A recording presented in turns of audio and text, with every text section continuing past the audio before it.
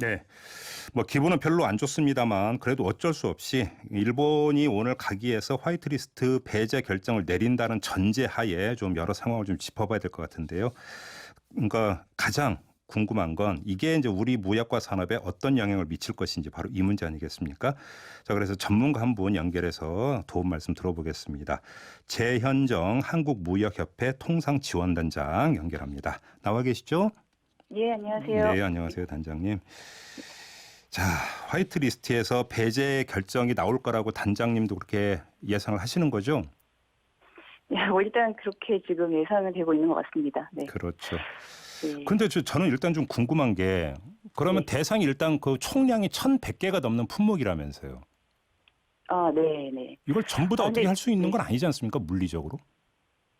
일단 근데 그 1,100개 품목이라는 거에 대해서 조금 이제 오해가 많이 있으신 것 같은데 예. 이 품목이라는 게 사실은 다 이렇게 품목에 대한 설명으로 이루어져 있고요. 네. 이 1,100개라는 숫자는 이렇게 큰 의미는 없습니다. 아, 그래요? 근데 이제 뭐 조금 더 자세히 말씀드리면 그 전략물자에서 민간 품목과 비민간 품목이 두 가지 이제 분류가 있는데요. 네. 이게 민간 품목은 한 263개가 되고 나머지 857개가 비민간 품목인데 네. 사실 이 민간 품목은 원래도 일본이 이제 개별적으로 허가를 했던 품목이기 때문에 큰 변화가 없는 거고요. 아, 이 비민간 품목에 대해서만 이제 화이트 리스트에서 배제가 되면 저희가 이전에는 조금 뭐 그 간단하게 어떤 신청 절차에 의해서 수출이 됐다면 이제는 네. 조금 이제 그게 강화가 된다라는 측면이 있는 겁니다. 예. 근데 여기서 예. 품목이라고 하는 개념이 그러니까 네네. 그 수출 규제 조치했던 뭐 이래서 불화수소 이런 식으로 네네. 구체적으로 그러니까 딱 어떤 특정 제품을 의미하는 겁니까? 품목이라고 하는 개념이? 그 품목에 대한 설명이 구체적인 것도 있고요. 네. 조금 더 범위가 넓은 것도 있어서 그게 좀 섞여 있는 개념이라고 이해하시면 될 것 같습니다. 아, 그래요? 예, 예. 예. 아무튼 근데 이거에 대해서 그 전부 다 일일이 개별 허가 내는 게 일본 정부 입장에서도 물리적으로 벅찰 것이다. 그래서 결국은 선택하지 네. 않겠는가. 이게 좀 국내 예, 예. 일반적인 예측인 것 같은데요. 예, 그래서 발표가 나와봐야 이건 알 수 있을 것 같은데요. 네.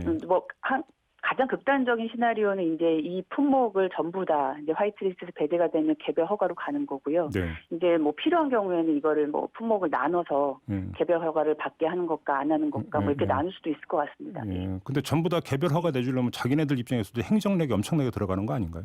네, 그래서 아마 그 자체적으로도 좀 이게 네. 행정적인 부담이 많이 되지 않을까 예상이 됩니다. 알겠습니다. 일단 좀 큰 틀에서 궁금한 게 만약에 네. 이럴 경우에 참 우리 경제에 미치는 파장이 어느 정도인가 이게 좀 전문가들 사이에서 약간씩은 좀 그 의견이 엇갈리는 것 같은데 단장님은 어떻게 예. 보세요? 근데 사실 저도 이런 질문을 많이 받았는데 이게 예. 한마디로 말씀드리기 좀 어려운 부분이 네. 사실 예를 들어서 이제 미국이 중국에 대해서 어떤 그 수입 품목의 관세를 뭐 25% 부과한다든지 네. 이런 어떤 숫자의 개념이 나오면 저희가 뭐 피해나 이런 거를 그나마 좀 예측을 할 수가 있는데요. 예, 예. 이번에 일본의 이런 조치는 사실은 그 수출 절차를 좀 그 개정하는 거기 때문에 네. 뭐 다들 아시겠지만 내야 되는 서류가 좀 많아지고 네. 그다음에 이제 그 심사 기간이 좀 길어질 수 있습니다. 이전에 비해서. 그렇죠. 그러니까 이런 어떤 행정적인 까다로움이 실제로 수출입에 얼마만큼 영향을 미칠 수 있는지 숫자하는 건 굉장히 어렵고요. 그리고 예. 실제로 일본 정부가 이걸 개별 허가를 가더라도 네. 이제 허가를 이제 해주면 사실 수입하는 데는 큰 문제가 없을 수 있거든요. 네. 물론 조금의 변화는 있겠습니다만, 그래서 지금 상황에서는 뭐 피해가 얼마큼이다, 영향이 어떻다라는 얘기하는 건 좀 시기상조인 것 같습니다. 그러니까 이제 비유를 하자면 그 KTX냐 비둘기호냐 이 차이다 이런 말씀이신가요? 뭐 쉽게 아마 그렇게 이해하시면 쉬울 것 같습니다. 근데 네. 문제는 개별 허가로 들어갈 경우 그러니까 허가를 안 내주는 경우도 있을 수 있는 거 아닌가요? 뭐 최악의 경우는 그럴 수 있는데요. 네. 사실 뭐 허가가 이건 이제 전략물자 개념으로 보셔야 되는데 네. 어떤 이유도 없이 뭐 어떤 그 이유를 대지도 않고 이렇게 수입을 아예 허가를 해주지 않는다는 거는 좀 그래서 일본 입장에서도 정부에서도 네. 그건 부담스럽지 않을까 싶고요. 아, 지금 저희 기업들이 좀 힘들어하고 두려워하는 거는 이제 허가를 해주더라도 기존보다 시간이 좀 늘어날 수 있고 말씀하셨다시피 사실 극단적인 경우에는 허가를 안 해줄 수 있는 경우도 있기 때문에 네. 이 불확실성이 있다라는 게 가장 좀 큰 어려움인 것 같습니다. 그렇죠. 아무튼 뚜껑이 열려봐야 뭐랄까 가늠을 하더라도 할 수 있는데 지금 현재는 예, 모든 건 이제 가정 추측에 기초해서 이야기를 하니까 지금 단장님도 예. 조심스러울 수밖에 없는 거 충분히 예, 이해를 맞습니다. 하겠고요. 네. 아무튼 이제 나오는 시나리오 가운데 하나가 네. 자율 준수기업 인증제 이 이야기가 네. 나오던데 이건 무슨 이야기입니까? 예. 이 자율준수 기업이라는 개념은요, 이제 일본의 수출 기업이 기업이 실제로 이제 어떤 이런 전략 물자를 관리를 잘 하고 네. 이런 걸 뭐 서류상으로도 다 이제 입증이 되면 네. 자율 준수 기업으로 인정을 받습니다. 일본 기업한테. 네. 그래서 화이트리스트에서 배제가 되더라도 네. 그 자율준수 기업이 수출하는 데 있어서는 훨씬 더 이제 이 통제가 완화가 되거든요. 허가 사실 과정이 훨씬 더 예. 이제 그 부드러워질 수 있다 이런 얘기가 되는 예, 거예요. 맞습니다. 예. 그래서 지금 현재 일본의 자율준수 기업도 수입하는 기업들은 큰 문제가 없을 수 있고요. 네. 그래서 지금 우리 기업들이 가장 먼저 해야 될 일이 내가 이제 수입하는 기업이 자율준수 기업으로 등록이 되어 있는지 인정이 되어 있는지 그거 이제 확인하는 작업이 굉장히 중요합니다. 그럼 우리 기업 입장에서 이제 수입업체가 되고 일본 입장에서 수출업체가 되는 그 자율 준수 기업으로 지정이 되어 있으면 예. 설령 어떤 그 화이트리스트에서 배제가 된다 하더라도 그 예. 업체가 어떤 수출하는 거에 대해서는 충격파가 덜할 수 있다 이런 이야기가 되는 거예요. 예, 맞습니다. 근데 개별 허가로 가지 않고요. 예. 이것도 이제 그 일종의 포괄 허가로 가기 때문에 네. 훨씬 더 간단한 절차로 수입을 할 수 있습니다. 그러면 예를 들어서 만약에 이 화이트리스트에서 배제가 된다 하더라도 한일 간에 좀 물밑 협상이 이런 게 이루어져서 수위를 만약에 예. 조절하는 거에 들어간다면 예. 일본 정부가 자율 준수 기업 지정 폭을 넓힌다든지 이런 게 하나의 대안이 될 수 있는 건가요? 그런 방법이 있을 수도 있고 사실은 이 일본의 자율준수 기업은 기업이 신청하는 베이스라서 예. 사실 저희가 지금 얘기하고 있는 것 중에 하나가 그 일본 바이어가 아니라 이제 수출 업자들한테 네. 좀 연락을 취해서 이런 자율준수 기업으로 신청을 하는 게 어떻겠냐 뭐 이런 네네. 식으로 저희가 설득을 하거나 유도를 하는 방법도 있을 것 같습니다. 그렇겠죠. 예. 예. 근데 아무튼 그 지금 아시아에서 예. 화이트리스트에 들어갔던 나라가 우리나라밖에 없었다면서요. 예, 맞습니다. 그러면 네. 지금까지는 다른 아시아 국가들은 어떤 식으로 해왔다는 거예요, 일본은?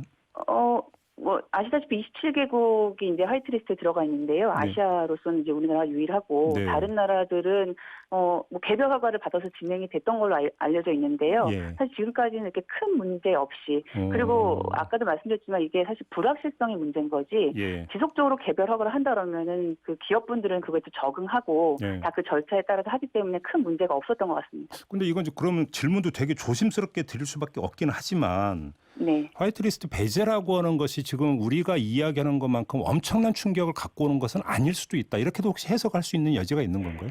예, 제가 사실 질문을 받을 때마다 그 말씀을 꼭 드리거든요. 예. 그러니까 저희가 조금 침소봉대할 필요는 없는 것 같고 아까도 말씀하신 좀 추이를 지켜봐야 됩니다. 이게 당장 뭐 관세를 부과한다거나 네. 수출 금지 조치를 하는 게 아니고 네. 일종 이제 뭐 그 제도를 바꾸는 건데 네. 이제 물론 이제 우리나라를 화이트리스트 배제한다는 것 자체가 저희가 이제 그걸 문제시 삼는 거고요. 그럼 기분 우리나라 나쁘고 전략 열받는 문자를 일이죠. 예. 예, 전략 문자를 굉장히 잘 관리하고 있는데 예. 뭐 특별한 근거가 없이 저희를 배제한다는 그 자체가 문제지. 예. 일단 그 일본이 운영하는 건 좀 지켜봐야 될 것 같습니다. 지레 겁먹을 필요는 없다. 이런 말씀으로 이해를 해도 되는 거죠, 단장님? 예, 그리고 기업들이 사실 일본이랑 뭐 한두 해 이 거래를 하는 것도 아니고 네.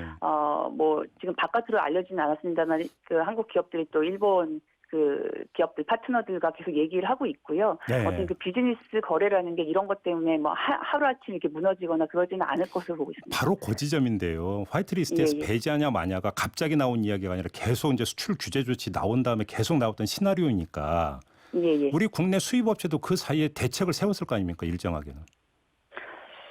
근데 이제 뭐 사실은 일본에서 이런 어떤 조치가 나올 수 있다라는 거는 있었는데 네.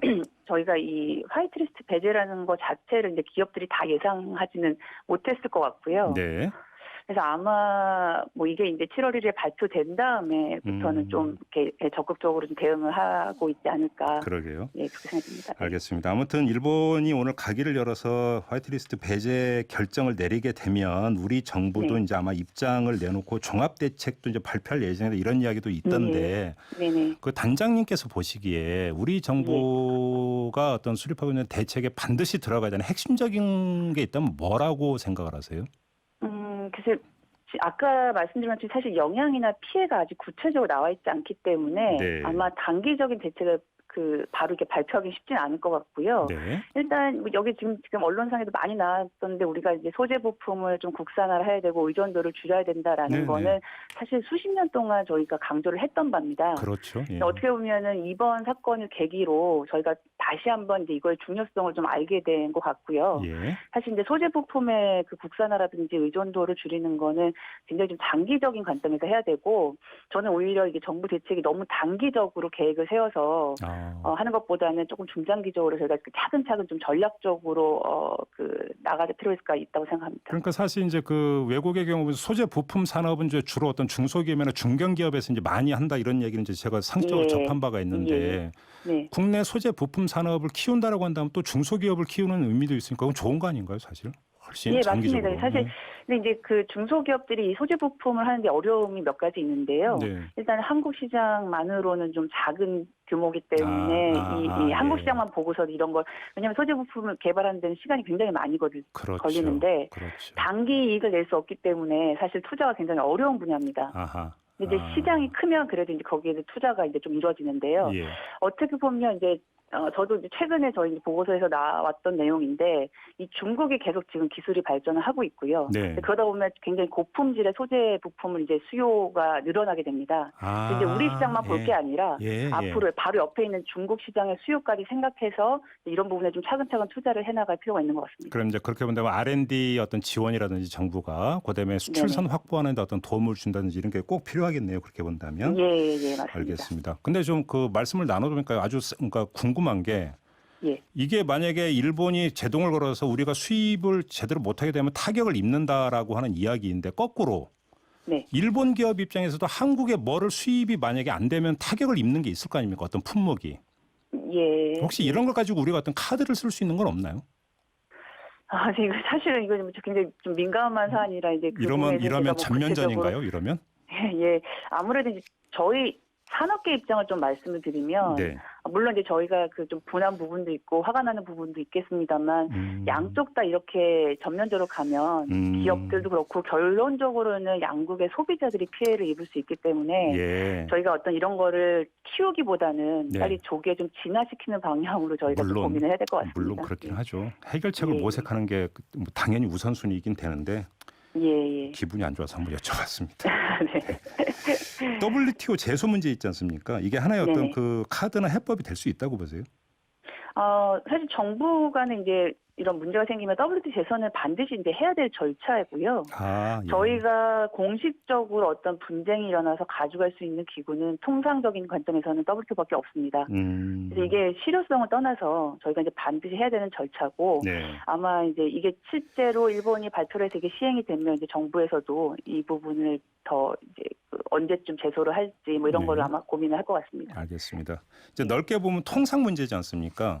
이 통상 문제 이제 제도나 어떤 이런 시스템이 있었으면 우리가 꼭 정비가 돼야 되고 또 방비를 해야 되는 게 있다면 뭐가 있을까요, 단장님? 글쎄, 근데 이게 사실 이 원인 자체는 통상에서 온 게 아니고요. 원인은 그렇죠. 좀 안타까운 현실이 이제 이전보다 훨씬 더 저희가 이제 글로벌화가 돼 있고 그냥 국가별로 분업화가 돼 있고 뭐 이걸 사람들은 뭐 밸류 체인이라고 부르고 뭐 공급망 체인이라고도 하는데요. 근데 이러다 보니까 어떤 국가 간의 갈등이 생기고 정치적인 이슈가 있으면 이 통상 부분을 수단화하는 경우가 요즘 굉장히 많이 일어나고 있습니다. 저희가 보호무역주의도 그 중에 하나가 될 수 있고요. 미중 간의 분쟁도 그렇고 이번에 일이 어떻게 보면 대표적으로 통상이나 경제 이슈가 문제가 아닌데 그게 수단화된 거거든요. 그런데 그렇다고 해가지고 저희가 뭐 자급자족하면서 살 수는 없기 때문에 이분이 조금 딜레마가 있는데 어떤 부분에 있어서는 저희가 조금 외국에 대한 의존도가 너무 커지면 이런 상황에서 굉장히 무방비 상태로 당할 수 있어서 어떤 부분에 있어서는 저희가 좀 자급 그다음에 국산화를 높여갈 부분도 있지만 그렇다고 해서 또 저희가 너무 모든 걸 다 우리가 해야 된다는 쪽으로 갈 수는 없을 것 같습니다. 그렇죠. 그럼에도 불구하고 소재 부품 같은 건 어쩌면 이제 기초 분야다 보니까 당연히 어떤 육성 지원은 이건 뭐 거의 필수라고 봐야 되는 거겠고요. 맞습니다. 이게 소재는 사실은 이제 기초과학이랑 맞닿아 있는 부분이라 어떻게 보면 저희가 뭐 R&D나 이런 거는 직접적인 그 대책이지만 아주 큰 그림에서는 이제 한국의 과학을 키워나가야 되는 어떤 그런 과제도 있습니다. 그렇긴 하네요. 과제가 많긴 많네요. 알겠습니다. 자, 오늘 여기까지 이야기 나누도록 하겠습니다. 고맙습니다, 단장님. 감사합니다. 지금까지 한국무역협회 재현정 통상지원단장과 함께했습니다. 이슈의 핵심을 꿰뚫는 예리한 시선, 믿고 듣는 진품 시사, 김종배 시선 집중.